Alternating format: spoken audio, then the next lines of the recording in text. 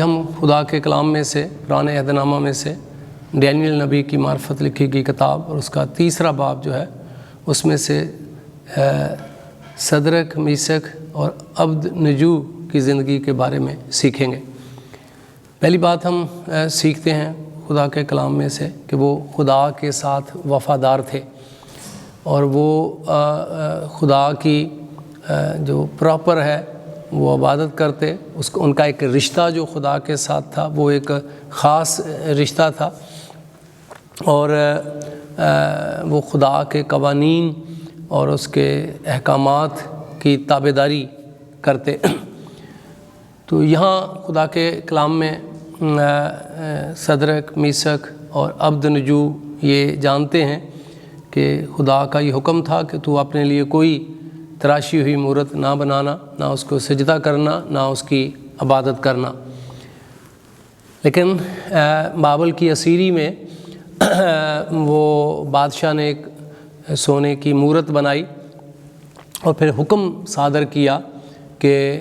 تمام لوگ جب ساز بجے آواز آئے تو تمام لوگ جھک کر اس مورت کو سجدہ کریں۔ تو یہ ڈیسائیڈ کرنا، یہ چوز کرنا بہت مشکل تھا ان عبرانی نوجوانوں کے لیے کہ وہ کیا کریں،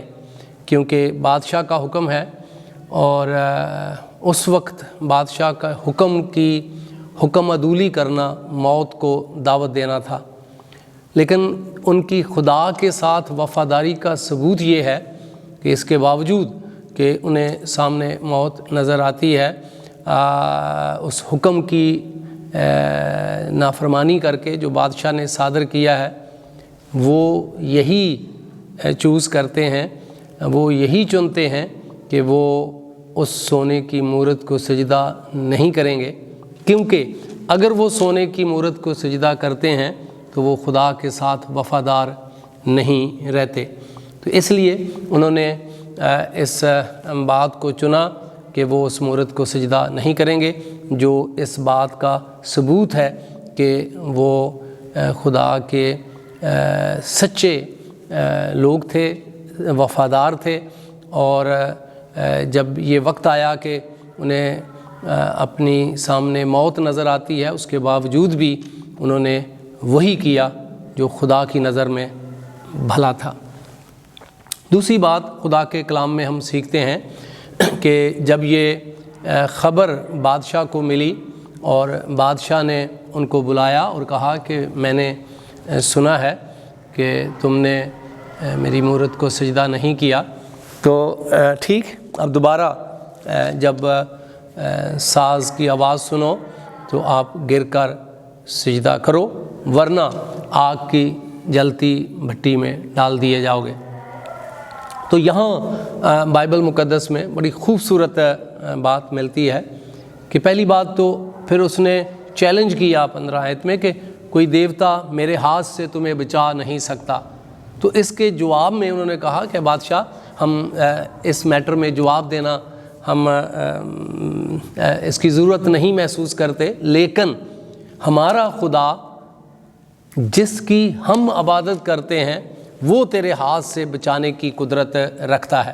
یعنی وہ خدا کی قدرت پر ایمان رکھتے ہیں کہ ہمارا خدا تیرے ہاتھ سے بچانے کی قدرت رکھتا ہے، ہمارا خدا طاقتور ہے تجھ سے اور وہ تجھ سے چھڑانے کی قدرت رکھتا ہے۔ لیکن ساتھ ہی انہوں نے کہا کہ نہیں تو، لیکن یہاں تک کہ اگر وہ نہیں کرتا، اگر خدا نہیں بچاتا تو بھی ہم تیری مورت کو سجدہ نہیں کریں گے۔ تو یہاں ہم دیکھتے ہیں پہلی بات تو یہ ہے کہ صدرک میثق اور عبد نجو جو ہے وہ خدا کی لامحدود قدرت پر ایمان رکھتے ہیں کہ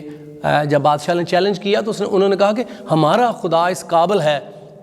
کہ وہ تیرے ہاتھ سے بچانے کی قدرت رکھتا ہے، اور دیوتے اس قابل نہیں ہیں کہ تیرے ہاتھ سے لوگوں کو بچائیں، لیکن ہمارا خدا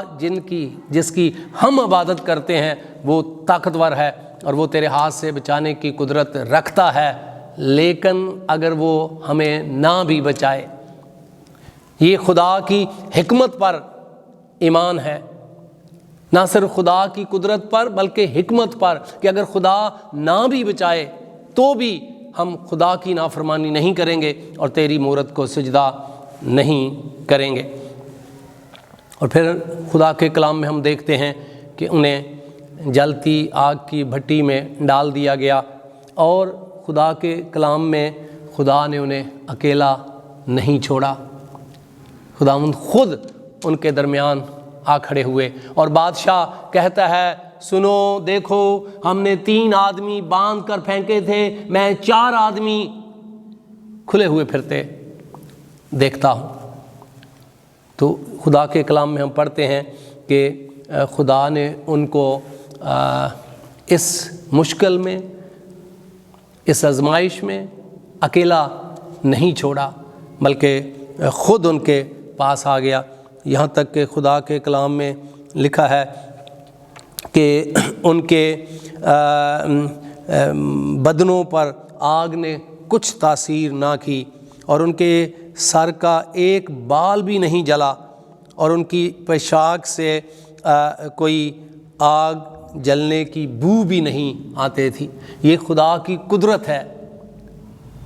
یہ خدا کی عظمت ہے کہ بائبل مقدس کا خدا جو کائنات کا مالک ہے، طاقتور ہے، اور وہ آسمانوں میں، زمین پر، سمندر میں، گہراؤں میں جو چاہتا ہے وہ کرتا ہے، اور اس کا کوئی ثانی نہیں ہے۔ آج اس کہانی سے میرے اور آپ کے لیے کیا سبق ہے، اس پر ہم غور کرتے ہیں۔ پہلی بات یہ ہے کہ کیا ہم خدا کے وفادار ہیں؟ عام نارمل حالات میں تو ہم سب خدا کے وفادار ہیں، لیکن جب مشکل آ جائے، جب ہمیں خدا کے حکم اور کسی اتھارٹی یا انسان کے حکم میں چناؤ کرنا پڑے، اور اگر وہ چناؤ اتنا مشکل ہو کہ اگر ہم خدا کے حکم کا چناؤ کریں تو ہماری جان چلی جا سکتی ہے، تو اس صورت میں کیا ہم خدا کے وفادار ہیں یا نہیں ہیں؟ بعض دفعہ میں نے دیکھا ہے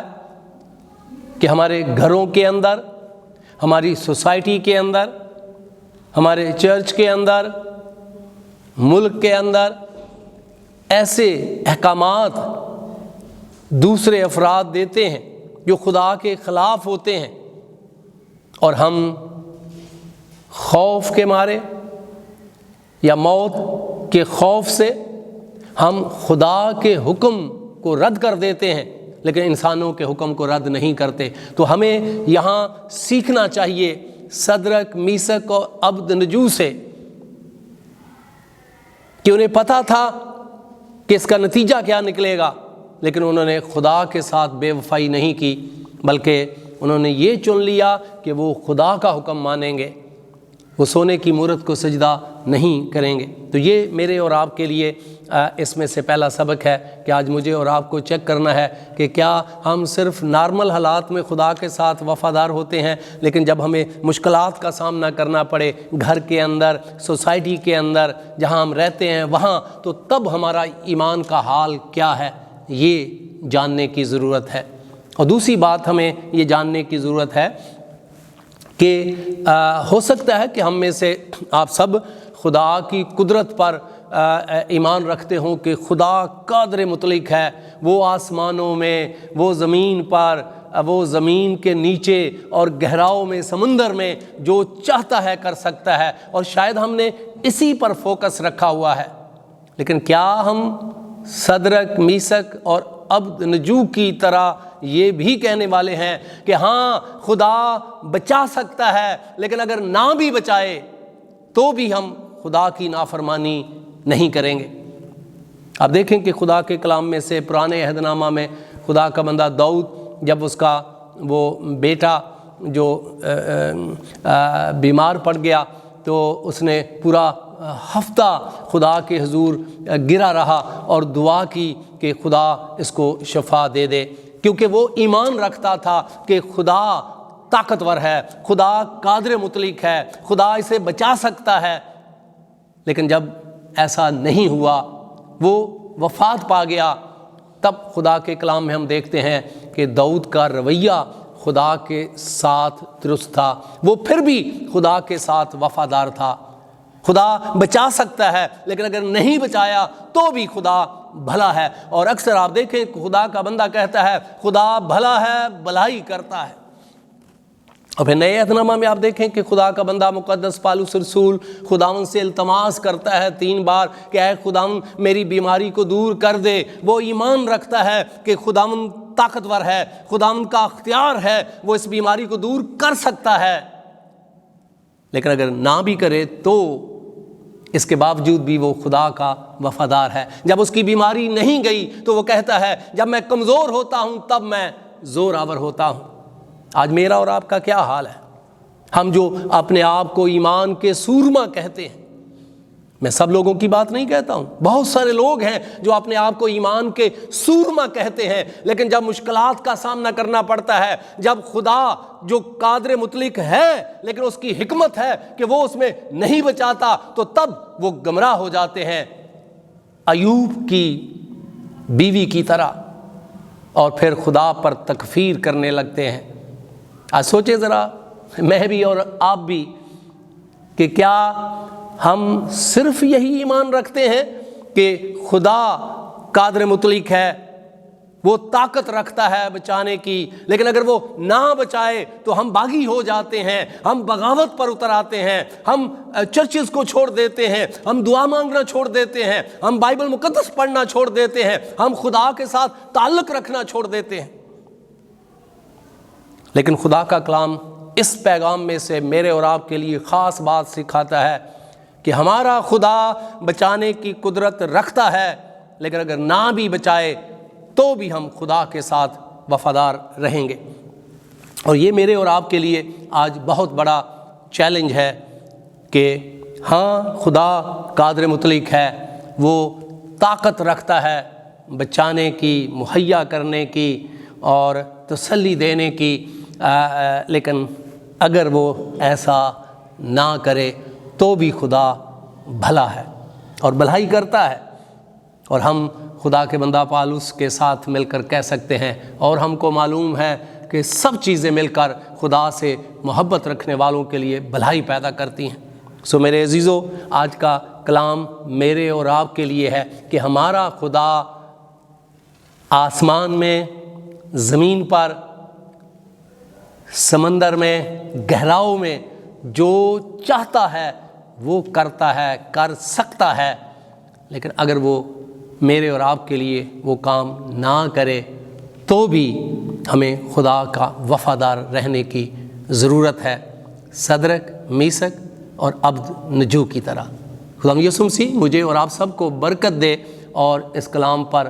عمل کرنے کی توفیق عنایت فرمائے، آمین۔